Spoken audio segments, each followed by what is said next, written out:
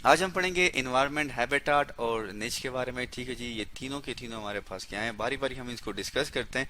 Environment को हम इस तरह डिफाइन करते हैं कि ये हमारे पास क्या है, ये हमारे पास एक लिविंग प्लेस होती है। ठीक है जी, हम यहाँ लिख लेते हैं दैट इज लिविंग प्लेस। ठीक है जी, लिविंग प्लेस किसकी होगी, लिविंग प्लेस हमारे पास ये होती है ऑर्गेनिज्म की, प्लस इसके साथ आ जाती हैं उस ऑर्गेनिज्म की जो सराउंडिंग होती है। ठीक है, प्लस इट्स सराउंडिंग। ठीक है, तो इसको हम क्या कहते हैं, इसको हम कहते हैं that is known as a environment. ये क्या है हमारे पास, ये हमारे पास इन्वायरमेंट है, लिविंग प्लेस प्लस उसकी जो सराउंडिंग होती है उसे हम इन्वायरमेंट कहते हैं।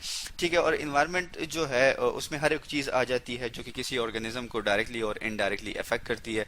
हम यहाँ पे लेते हैं फॉर एग्जांपल के तौर पे, जैसे कि हमारे पास क्या है, हमारे पास सॉइल है।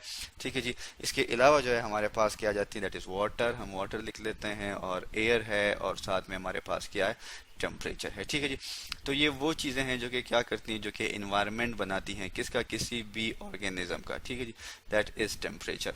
इसके बाद जो है हम नेक्स्ट जो हमारा इसी टॉपिक का हिस्सा है उसे हम कहते हैं हैबिटाट। अब हम उसको डिस्कस कर लेते हैं।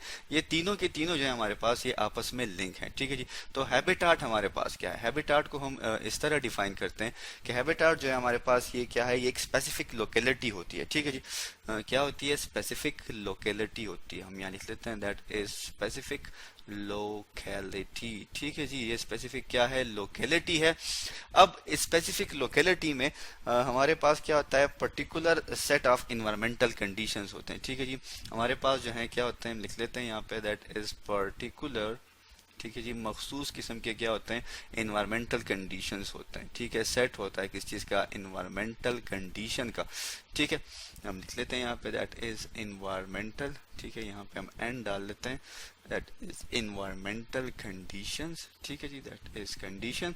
तो इस पर्टिकुलर जो सेट है हमारे पास इन्वायरमेंटल कंडीशन का, जहां ऑर्गेनिज्म जो है वो रहता है, उसे हम क्या कहते हैं, उसे हम कहते हैं हैबिटाट। एग्जांपल हम इसकी ले लेते हैं, हमारे पास एग्जांपल क्या है, that is fresh water stream है। ठीक है जी, फ्रेश वाटर स्ट्रीम हमारे पास क्या है, फ्रेश वाटर स्ट्रीम में हमारे पास कौन से ऑर्गेनिज्म रहते हैं, फ्रेश वाटर स्ट्रीम में हमारे पास जो ऑर्गेनिज्म रहते हैं दैट इज फिश। वो क्या है, वो हमारे पास फिश है। इसी तरह अगर हम देखें तो हमारे पास ट्रीज हैं, वहाँ पे बर्ड्स और एनिमल्स रहते हैं, और जो रोटन लोग्स हैं वहाँ पे हमारे पास इंसेक्ट, फंजाई और माइक्रो ऑर्गेनिज्म ग्रो करते हैं।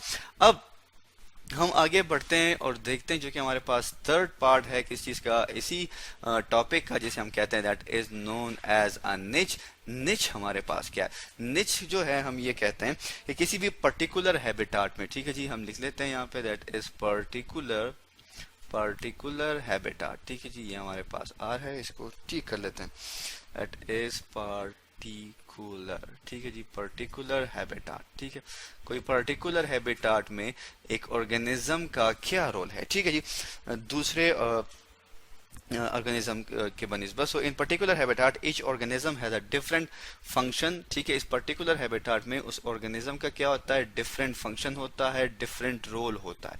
ठीक है जी, क्या होता है, डिफरेंट फंक्शन और डिफरेंट रोल होता है। तो ये रोल क्या है with respect to all other organism. तो इस रोल को हम क्या कहते हैं, इस रोल को हम कहते हैं that is known as a निच।